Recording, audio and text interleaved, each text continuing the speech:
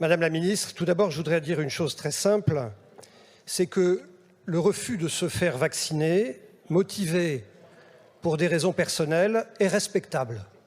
Et moi, je le respecte. Mais ce refus, il n'est pas sérieux pour un soignant qui est au contact des malades.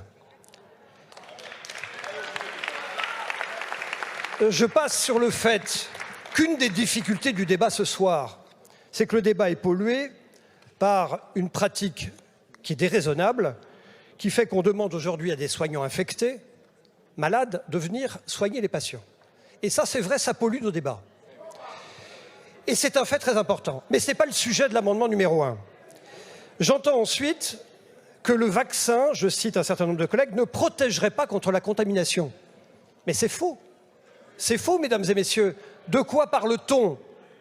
Si l'on parle de la contamination des soignants aux malades, c'est vrai que là, il y a une ambiguïté. On ne sait pas si quand vous êtes vacciné et infecté, vous transmettez moins que quand vous êtes infecté sans être vacciné, on ne le sait pas. En revanche, ce qu'on sait, c'est quand on est vacciné, on est moins souvent malade. C'est d'ailleurs le propre du vaccin. Et pas seulement contre les formes graves.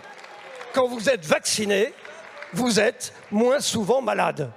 Et quand vous n'êtes pas malade, eh bien vous n'avez pas de chance de transmettre aux patients. Voilà pourquoi, mesdames et messieurs, l'Académie nationale de médecine, et ce n'est pas Philippe Juvin qui le dit, c'est l'Académie nationale de médecine, je la cite, la réintégration des soignants non vaccinés contre le Covid serait une erreur.